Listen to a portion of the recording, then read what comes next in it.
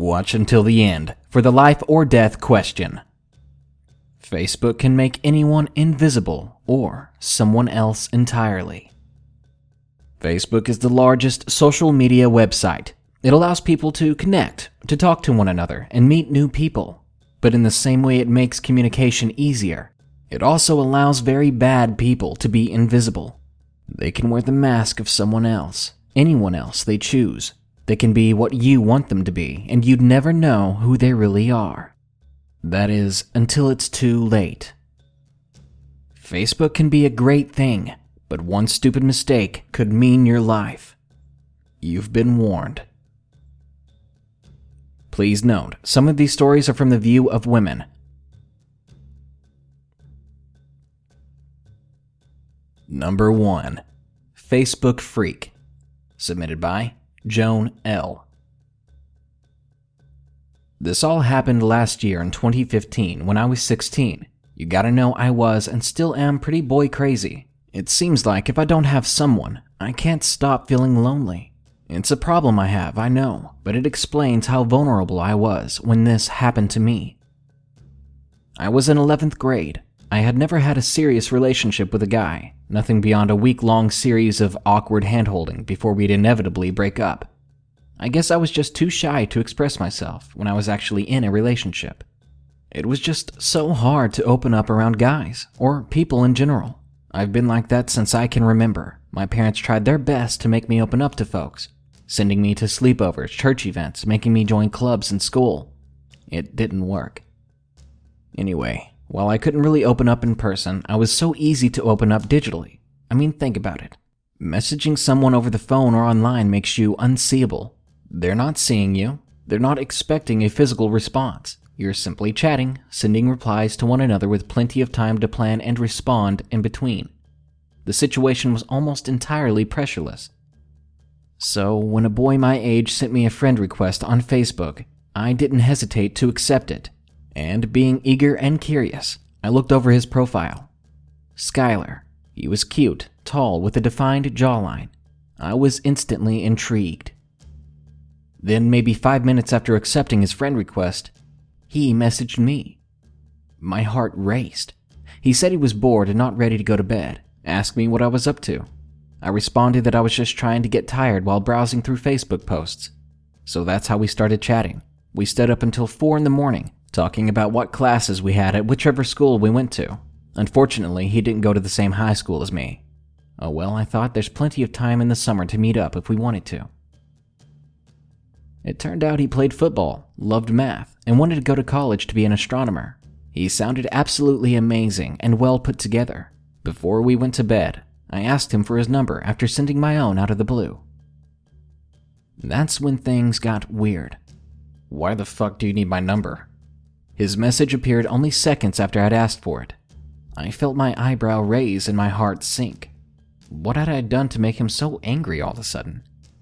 Before I even knew what to type back, he messaged me again. What the fuck is your problem? Do you not trust me? What the hell did a phone number have to do with trust? I wasn't able to respond before he logged off.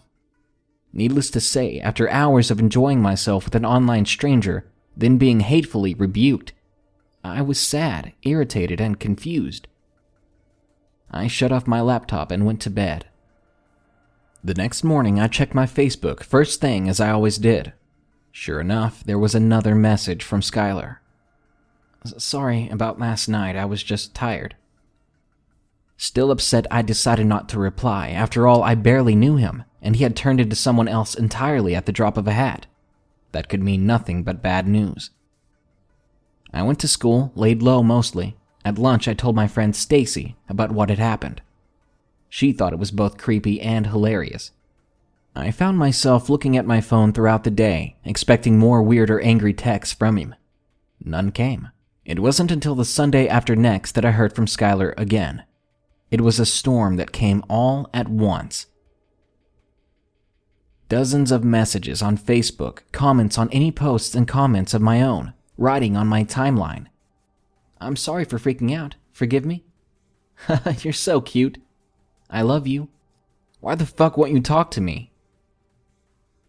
If I thought I was creeped out the first night, This had immediately quadrupled the feeling. My first thought was to block the guy, but I was so hesitant. God, why was I hesitant to just forget the guy? Part of me was scared he'd go crazy if he found out that he'd been blocked, and another foolish, desperate part of me liked the attention, no matter how crazy that is. I just wasn't used to anyone paying attention to me like that. It was confusing and relentless. One second he'd say something about missing me or loving me, the next he'd be cussing me out. And over time it seemed the angry texts became more and more frequent. After a full day of this, I was done. It was time to defend myself, to be the bad guy. In a quiet fit of adrenaline, I logged into Facebook, pulled up his profile, and blocked him. Good riddance. That weekend, still a little shaken by the whole thing, Stacy and I decided to go see a movie. She had been excited to see The Hateful Eight. I was so-so about it, but she was a die-hard Tarantino fan. We arrived at the theater at 7 that night. The place was insanely crowded, but I guess that's to be expected on a Saturday. When we actually found our room, though, the theater was empty. We were the first and apparently the last. No one else had shown up by the time the movie started. Eventually, the lights lowered. The movie began. Stacy was annoyed with me for continuously looking at my phone. I kept checking my Facebook feed, my notifications. I honestly had no idea that the movie was going to be 3 hours long, and I got bored at one point. When it was over, she insisted we sit through the credits for any extra scenes. That's when I saw someone walking out of the theater. After looking at my phone and the giant screen for hours, all I could really make out was his silhouette. I was a bit surprised. I hadn't seen a single person walk into the theater. Then again, I hadn't really been paying attention. Later that night, checking my Facebook before bed, I had a message. My heart beat nervously. I expected the worst. I opened it. That was a long movie, but your hair smelled nice. I started crying. I picked myself up out of bed and ran to my mother and father's room. I told them about everything that had happened. They were furious. I showed them the messages. My mother called the police, and my father sent him a message from his own account, telling him to fuck off and that the police had been notified. The police couldn't find a name matching the description, and the guy deleted his account soon thereafter. I saved as much information as I could, but the police didn't seem to care too much for a teenage stalking case. We were never able to find him. What scares me the most, though, is how he was able to find me. I never told him where I lived, and I don't have it on my Facebook. How could he have found me so easily? Number 2. Facebook Killer. Submitted by Davis Jives. I feel like I'm part of some sort of underground internet legend. Well, maybe not a legend in the same sense. It's not something the whole interwebs knows about. But God, was this experience terrifying. Everyone gets random-ass Facebook friend requests. You know, names and faces you just don't recognize, but you accept them anyway just to increase how many fake friends you have on Facebook. Gotta get the high score, I suppose. This is exactly what happened when I accepted a friend request from the weirdest account I had ever heard of. Its name was simply Cellar Door. The moment I read that name, I accepted it and had to take a look. I opened the account in a new tab. The profile pic was all black, and the banner looked like some sort of trail cam picture of a bunch of dead trees and leaves at night. Odd. Then I saw that he had only 2 other friends besides me. That was strange as well. Why did this person decide to send me a friend request? Did they know me? Maybe it was a prank or a lame joke.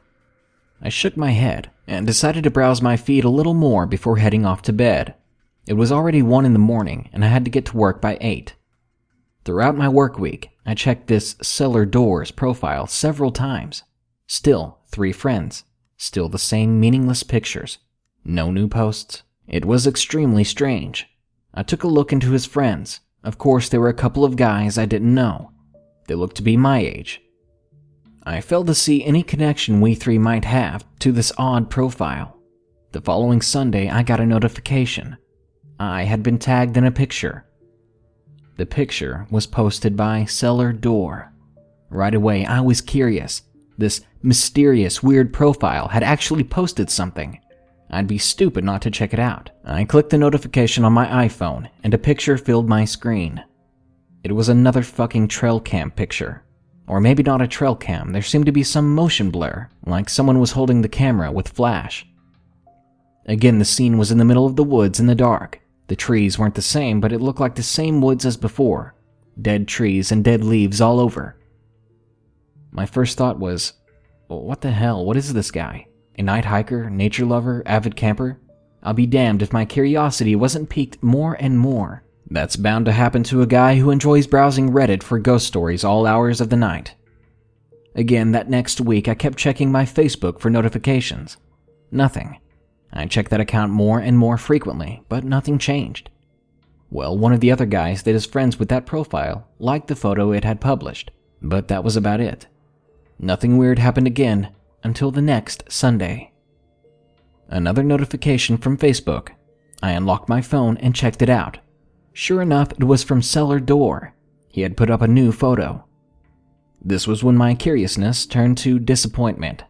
Apparently the guy was just going to spam post some random-ass, terribly shot nighttime nature pic every Sunday. I like nature pics, but I was expecting something more from all of this. That week, things went back to normal. No checking Cellar Door for mysterious updates, just me, working, going home, going to bed, then rinse and repeat. But another Sunday came, and so did a new notification. It was another picture from Cellar Door. I rolled my eyes and opened it up. My eyes widened, and my mouth hung open. It was another picture in the woods, but the camera was angled down to show the dead leaves and branches on the forest floor. But that wasn't all. That wasn't what terrified and bewildered me. In the middle of the leaves, bloodied and cut to hell, were 2 human legs cut off at the knees. I didn't know what I was looking at. Was it even real? Because it looked very realistic. Or was it just a really good prop or effect? If so, then why? Who would just post this gory crap for no reason? I unfriended Cellar Door, debating with myself whether or not to report them or call the cops. I decided against it. I just left it alone. It wasn't my business, right? Since then, I've gone back to check that profile. Freaking Cellar Door, it's gone now. I guess the person deleted it. But it doesn't exist anymore. I should have downloaded those pictures or taken a screenshot. The moral of this story, though, would be don't just accept friend requests willy-nilly. There are real freaks out there.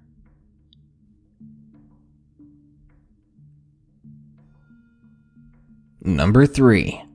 Facebook Meetup, submitted by Forrest Suck. Several years ago, during my 9th grade year, I was a Facebook addict, or a different kind of addict. I was one of those guys that was messaging at least 3 different girls at the same time. I was a horny teenager. Though I regret behaving like a dickhead back then, I realized I really couldn't help myself. I followed my hormones instead of my head. All it took was a friend request from a girl with a cute profile picture, and I'd message them. So when a Kendra Jameson messaged me, and she was beyond hot, I hit her up with a message ASAP. I sent her something like, "Not ready to go to sleep yet, you up?" I waited a few seconds. Luckily, I got a reply. They've taken the bait, I thought. Me neither. What are you up to, cutie? 2 messages in, and she has initiated the flirting. This was going well. I stayed up, messaging her back and forth, flirting hardcore and being just short of sexting. She was Kendra Jameson, a 10th grade cheerleader, a blonde bombshell at 5'6" and a secret Call of Duty nerd. At this point, I must have been drooling. She sounded absolutely perfect. I didn't even realize I hadn't replied to the few messages the other girls had sent me. That night, we exchanged phone numbers. So the next day at school, all I could do was text this girl. The feeling with her was so much different than usual. She was so easy to fall for. She listened well. She seemed so into me. And something told me she was trustworthy. I didn't get much work done that week.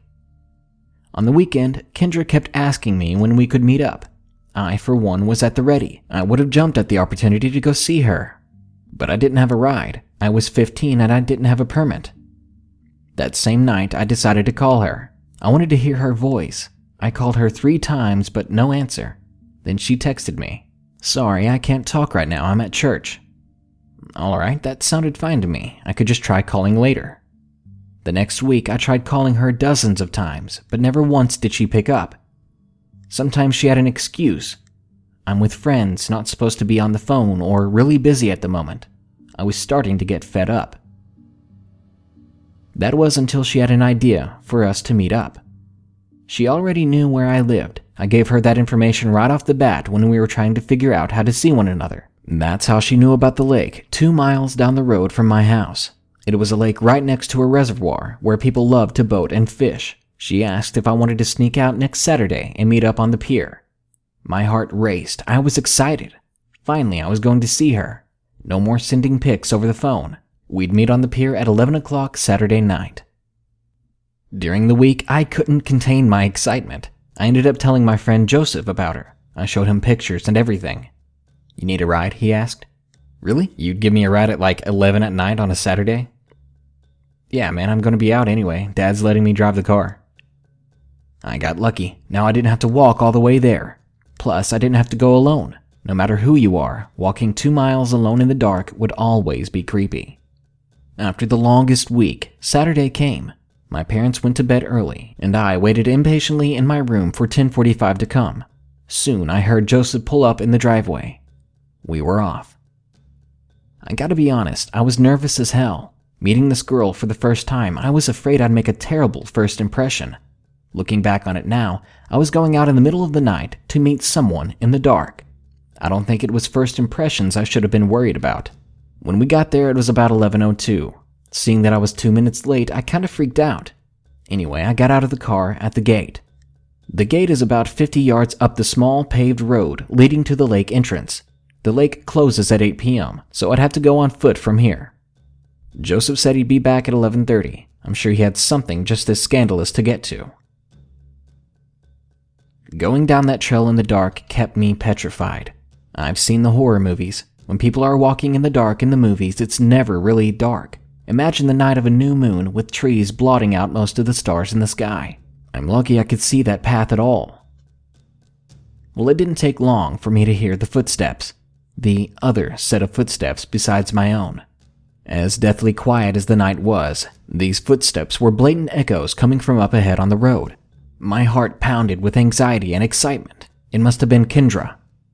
The steps got closer and closer and closer. Closer until I realized how heavy they were. Only a few seconds later, I could make out a silhouette ahead of me. It rounded the corner and began to head towards me. I saw long hair, but their frame was taller and thinner than my own. And though the hair was long, there was no way it was a girl. It looked messy and matted. Suddenly, my fears were confirmed. The breathing gave everything away, the slow, disoriented breathing, as if the person was trying not to breathe at all. It was gruff and deep. Without another thought, I turned tail and ran. Behind me, my worst nightmare came to life as those footsteps began to quicken. I was being pursued. The gravelly, harsh breathing got louder and more rough. I couldn't have been a minute away from the gate, but if Joseph was gone, I'd be supremely fucked. Even so, that minute seemed to last an eternity. An eternity being pursued by a tall, strange man who for some reason wanted to chase me. And that was never a good sign. The moment I noticed the headlights bouncing off the trees ahead of me, I knew Joseph was still there. I knew I could make it. Unless he caught up to me. I ran harder, ignoring the burn in my legs and the ache in my heart. I turned on the road, blinded by the onset of the headlights, but I didn't slow down. I jumped the gate and literally slammed into the passenger door, flailing my hands about until I had a hold of the door handle. It was locked. "Fucking let me in!" I screamed. I heard the subtle click of the unlock, then yanked the door open. "What the hell, man?" Joseph's voice was loud in my ears. I sat down, shut the door, and made sure everything in the damn car was locked. "Just go!" I yelled. I couldn't stop staring at the bend ahead just beyond the gate, waiting for that fucker to come at us. Without another question, Joseph hit it into reverse and got us out of there. I stared at the gate until it disappeared in the rear view, but I never saw that man. "What happened?" Joseph asked. "Some guy chased me." I realized at that point I was sweating. "Thank God you were here, man." The hell? Well, yeah, I figured I'd better not ditch you in the middle of the night. I think we were both quite shaken for the rest of that night. What was I supposed to think at that point? Who the hell was that guy? Was Kendra okay? Was I set up? I decided I'd message her the moment I got home. I didn't really feel like texting on the ride back. The moment I was home, I double-checked that everything was locked up. I took a hot shower, then crawled into bed. Finally, I got my phone on the charger and turned it on. A notification popped up on my opening lock screen. It was a message from Kendra. Why the hell did you run? I told you to come alone. Who was with you? You know, I could kill you if I wanted to. I know where you live. It all sank in at that point. I had never been chatting with a beautiful young girl. Whoever this was had tricked me, had baited me in to do God knows what to me. I could have died. If Joseph hadn't been there, I'd be dead. If I walked there alone, like I originally planned, I'd be dead. If I hadn't run fast enough, I'd be dead. And all the feelings I had felt toward her, towards some psychotic freak. Oh, God, I wanted to throw up. I blocked and reported the account and never told anyone about this until now. It's more humiliating than anything. Be aware of who you talk to, and never meet up with someone you don't know. People are liars, and sometimes they're killers.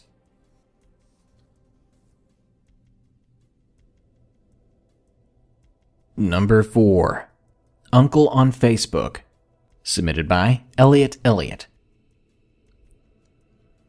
You think you can trust family, that at the end of the day, they're all you have in the world. Screw that. They can be just as bad, if not worse, than the strangers you pass on the street every day. Hell, I've had my dad steal money from me. Sure, I was just a kid, but I had spent all summer saving, and when I confronted him, I was the bad guy. Well, that experience only pales in comparison to what happened when we took in my Uncle Brandon. Brandon was always fun to hang with. He was that uncle that always made jokes, smiled, and cut up with everyone. He always made me laugh, and even stopped by when he had the money to ask what I wanted for my birthday. He was such a great guy, but that doesn't mean he wasn't sketchy. In the past, he had been addicted to pills. He once showed up to work at his job at a canning factory and almost lost an arm because he was tripping so hard. He ended up getting fired, of course. I loved him, and I felt bad for him. Sadly, things only got worse for Brandon. And this brings me to the start of my experience. Uncle Brandon's domestic partner, they had never really wanted to get married, threw him out of the house. He thought it was just a rough patch, but when he tried to mend things, she had already moved out of state. She was gone for good. He had a shittily paying job and nothing in savings, so when he came to his brother, my dad, to ask for a place to stay for a couple of weeks, there was no hesitation. We all welcomed him into our home. Worried about him, my parents tried to ask what had happened between him and his girlfriend of 20 years. His responses were shallow and kind of changed each time we asked. I guess she just wasn't happy anymore. She wanted to move out of state, and I didn't want to leave my home. She wanted kids, I didn't. So it was only natural we were a bit suspicious. But even if he was staying in our home, was it really any of our business prying into his personal life? Our questions must have only made him more sad about the whole thing, so we stopped asking. Every day around 5 in the afternoon, though, Brandon would come home and go straight to the guest room. He wouldn't shut the door, so whenever I'd walk by, I'd just quickly glance in. Creepy, right? He'd always be in a chair in the corner on his laptop. There'd be this dumb grin on his face that made me laugh. It was good to see him smile. Yet I was definitely curious as to why he was so happy, who he might be chatting with. Well, eventually I got an answer, and it was far from what I was expecting. There came a day when Brandon left his laptop open as he went to the bathroom. Being the nosy 14-year-old I was, I couldn't stop myself. I went to sneak a peek into his profile. I picked up the laptop and turned it toward me. His Facebook page was up, as well as a conversation at the bottom right. He was talking to a girl named Elizabeth. It was a girl from my school. My stomach turned. Why the hell would he be talking to a girl my age? It took me far too long to notice his own profile image. It wasn't a picture of my uncle. It looked like some older teenager, a model in fact, as if he had Googled it. My heart started to race, and I felt knots being tied in my stomach. I had to look into the conversation. I scrolled through, and I could feel my face contort. They were flirting with each other. Even a few sexual passes here and there were sent from my uncle. Elizabeth seemed unsure here and there, but he was persistent. I scrolled down to the most recent message after having started around the middle of the conversation. The most recent message was from Elizabeth. She said, "Yes, I'll see you then." It was a reply to the question Brandon had sent just before. It was, "I'm free this weekend if you want to finally meet up. Tell your parents you're going to a movie and I can pick you up. 8 o'clock Saturday, sound good?" At that moment, I heard the toilet from the bathroom just in the hallway flush. I realized I had sat down in the chair. I jumped up, put the laptop down, and ran out. I ran into my room, shut the door, and just sat down. I sat there for a while. I had no idea what to do, what was really going on. A side of me just wanted to ignore the whole thing like it wasn't happening. But that wasn't right. A few days went by and the weekend drew ever closer. With each day I got more nervous. I wanted to throw up. This was going to eat me alive if I didn't tell someone. And if I held it in, my uncle could do something he would regret forever. And I'd regret it forever too. When my parents got home one evening, I believe it was on a Thursday, I told them what I saw. My mother was taken aback, but my father kept shaking his head. He even got angry and told me not to tell lies about my own family. So I grabbed Brandon's laptop. He was working overtime that night. Of course, we didn't know his password. We guessed a few things, none of which worked. We ended up looking up a way to bypass the password using safe mode on one of our phones, something he'd notice immediately the moment he got back. So, we were already in too deep to return. And luckily, his Facebook login info was saved to his browser. One click and we were in. His profile showed his full name, but someone else's picture just as before. I pulled up his messages and showed my parents. It didn't take too long for my dad to turn away. I saw him walk into the kitchen and throw something that sounded like glass. My mother seemed to have trouble breathing. After what seemed like a half hour of straight silence, she told me to just hang out in my room for the rest of the night. Without a word, I nodded and obeyed. I thought I'd feel better after confessing everything, but I felt a million times worse. I wanted to die. That night was one filled with screaming and slammed doors. I didn't sleep. My family hasn't been the same since. My father ended up kicking out my uncle, and since then they haven't talked. My mother called Elizabeth's parents to let them know what their daughter was doing, but she did not name my uncle. I kept expecting cops to show up at our door demanding information about Brandon, but they never did. And I will never look at people the same way. Of all the people in the world, it was one of the people I loved most, that I trusted most.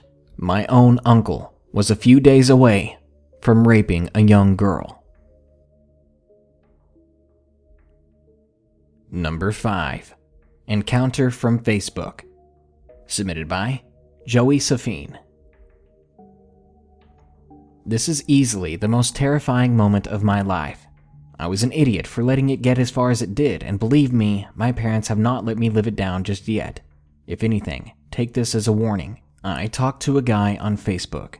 It was an older man by the name of Eugene. Eugene did not even bother to change his profile picture or any information at all. Yet in spite of my age, 15 at the time, he would consistently send me very disturbing messages. They didn't start out completely creepy though. It was during that more innocent phase that I made a mistake. It started out with him asking how I was. Of course, I asked him who he was. You don't just spark a conversation up with a stranger, especially at my age. That's a little odd. He said he knew my father, that they were old friends. He introduced himself and said he had known Ned for years. Well, funny thing is, my father's name definitely wasn't Ned. When I corrected him, he just played it off like his memory was bad. I rolled my eyes and thus began when I started to completely ignore him. He didn't like that one bit. I could tell when he started sending me messages on Facebook about how rude I was and how I was a freaking cunt. Excuse my language. I don't know why I didn't block him right away. I guess I just forgot you could do that. A few days of this, I was starting to get fed up. Every other notification was from the creep. Soon I logged myself in and went to block him, but I read the messages first. God, I just had to read those messages, didn't I? He kept telling me where I live. He even listed my address a few times just so he could rub it in my face. He told me if he didn't get a reply from me, he'd come to find me. It only took me a few seconds to erase those messages and block that scumbag. Still though, I couldn't help but feel a little bit creeped out that he knew where I lived. Was it that I told him who my father really was? Was he able to search and verify us online? I didn't have my address on my Facebook. That would be idiotic. One night, maybe 2 days after I had blocked him, something woke me up. It must have been midnight. Once I was fully awake, I heard the loudest knocking at the door. Our house is 2 stories and my bedroom is on the second, but I could hear that knocking from my bedroom. Someone must have been trying to blow the damn door down off of its hinges. Then I heard a man's voice shouting my name. Immediately, I covered myself in my blanket, like a freaking child. This Eugene bastard must have actually come to my house. I was scared out of my mind. I couldn't even force myself up to wake up my parents.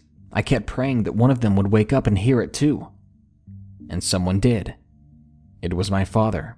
I heard him shouting back, yelling to whoever was outside that he'd call the police. He even said he was grabbing his gun, which I knew for a fact we didn't have. After several exchanged curses, the knocking stopped and everything became quiet. After my father called the police, he came right up to talk to me. The strange man outside was saying my name after all. Hesitantly, I told him about what had happened, and my dad told me I should have never messaged him back in the first place, let alone not tell my parents what had happened. What if we had accidentally left the door unlocked that night? What if he had broken a window or forced his way in? Or what if he had waited for me during the day when there was no door between me and him? These were all thoughts that my father drilled into my head that night. Thoughts that honestly scared the hell out of me. What amazes me and horrifies me now was how easy and quickly it all happened. It could happen to anyone, and it could happen again. It's always good to get out there and meet new people or get in touch with old friends, but all it takes is a few clicks to create an account with anyone's name, anyone's picture, anyone's information. Online, no one might be who they say they are. Anyone could be anyone, and they could be watching you from afar every day, slowly getting closer until there's nowhere left to run. Good night. Be sure to like, share, comment, and subscribe if you enjoyed the video. Thanks. Now, time for the life or death question. What would you do with 100,000 YouTube subscribers? I'm so happy to say the day is coming soon for this channel to hit 100K, and I couldn't have made it this far without you. So, I need some ideas. What would you do to celebrate such an enormous moment? Let me know in the comments. Thank you, Night Watchers.